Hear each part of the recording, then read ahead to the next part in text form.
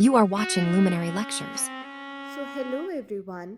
Class 9 की SST की geography series में आपका स्वागत है। आज हम पढ़ने जा रहे हैं क्लास 9 का ज्योग्राफी का chapter 1 India size and location. तो जैसा कि आप लोग जानते हैं कि हमने क्लास 8 के सारे चैप्टर्स कवर कर लिए हैं, इसलिए अब हम क्लास 9 के सिलेबस पे आ गए हैं। तो चलिए शुरू करते हैं। शुरू करने से पहले मैं एक बात बता दूं, ये जो पेजेस मैंने लिए हैं ये मैंने एनसीईआरटी की वेबसाइट से लिए हैं।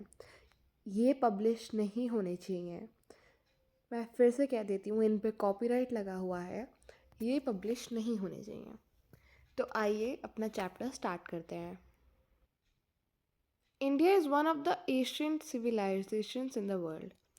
इंडिया एक पुरानी सिविलाइजेशंस में आता है। It has achieved multifaceted socio-economic progress during the last 5 decades. It has moved forward, displaying remarkable progress in the field of agriculture, industry, technology, and overall economic development. इसने बहुत ही चीज़ों में, बहुत सारी फील्ड्स में इंडिया ने प्रोग्रेस करा है, जैसे कि एग्रीकल्चर की इंडस्ट्री में, इंडस्ट्रीज़ में, टेक्नोलॉजी की फील्ड में, इकोनॉमिक डेवलपमेंट भी बहुत ही ज़्यादा प्रोग्रेस हुई है।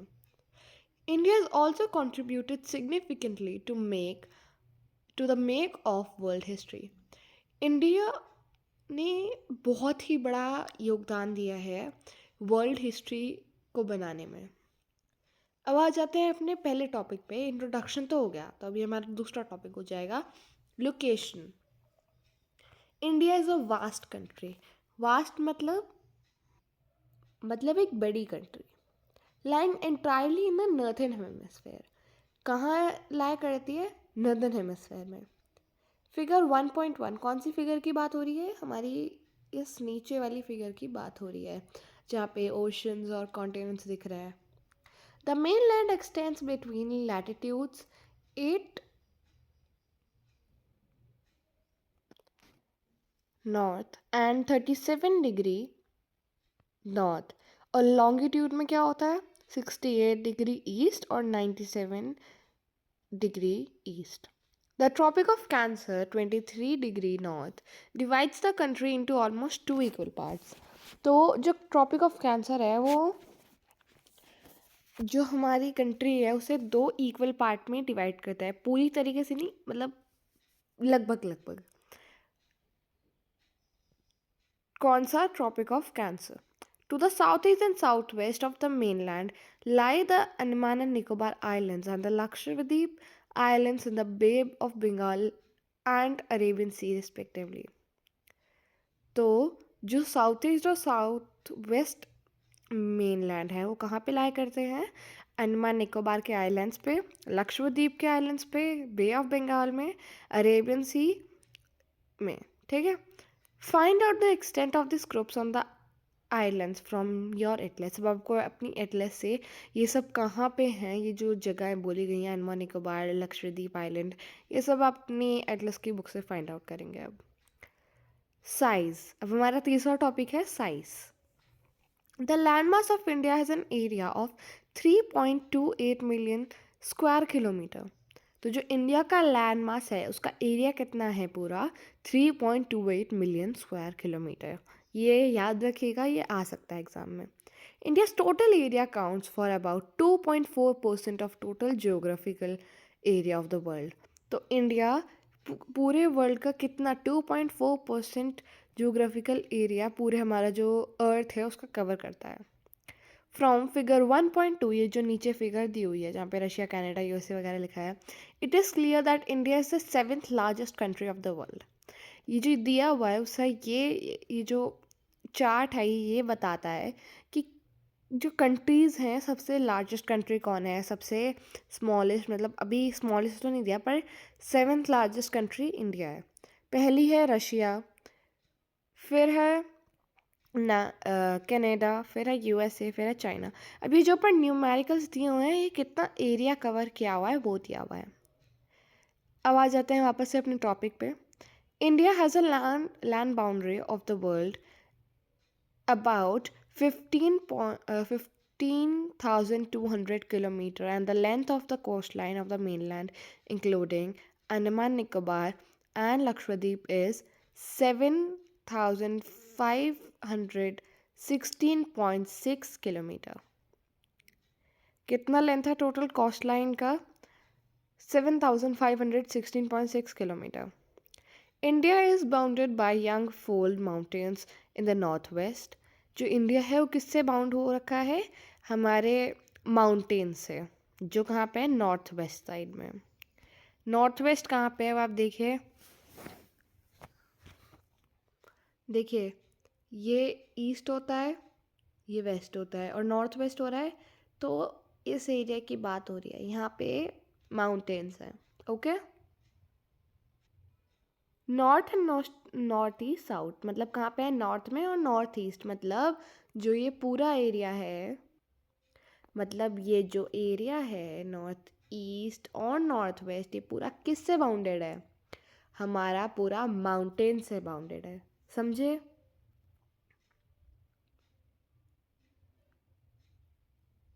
South of about 22° north latitude, it becomes to taper and extends towards the Indian Ocean. तो जो साउथ है वो कहाँ की तरफ एक्सटेंड होता है? इंडियन ओशन की तरफ. नीचे की तरफ दिख रहा है, लक्षद्वीप के नीचे लिखा हुआ है इंडियन, तो इंडियन ओशन है. ओके.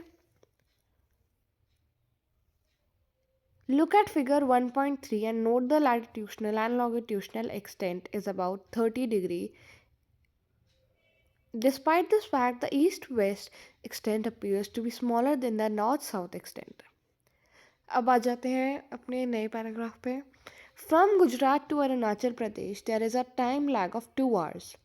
तो गुजरात से अरुणाचल प्रदेश के बीच में टाइम लैग, टाइम डिफरेंस कितना है? 2 घंटे का. Hence the along the standard median of India 82 degree 30 east passing through Mirzapur in Uttar Pradesh is taken as the standard time of the whole country. तो जैसे 2 घंटे का हमारा टाइम स्पैन है, 2 घंटे का फ़र्क है, डिफरेंस है दोनों में, तो इसलिए मिर्ज़ापुर का टाइम पूरे जो उत्तर प्रदेश में है वो ही पूरे कंट्री में फॉलो किया जाता है.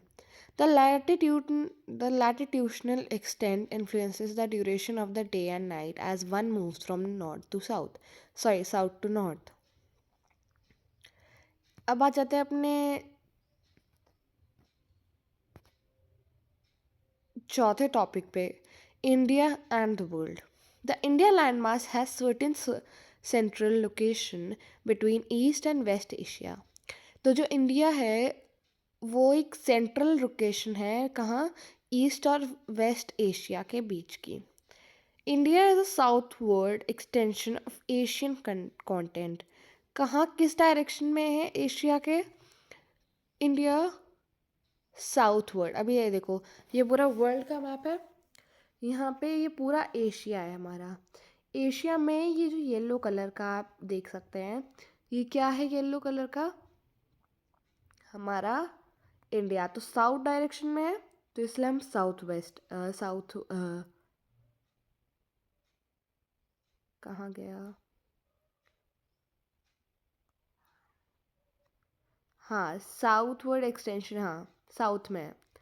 The trans-Indian Ocean routes, which connect the countries to Europe in the west and the countries of East Asia, provide a strategic central location to India.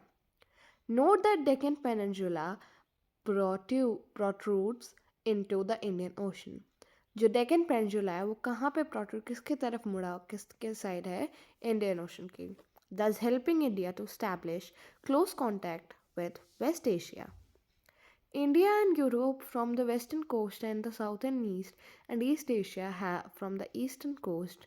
No other country has long coastline on the Indian Ocean as India has, and indeed it is an eminent position of Indian Ocean.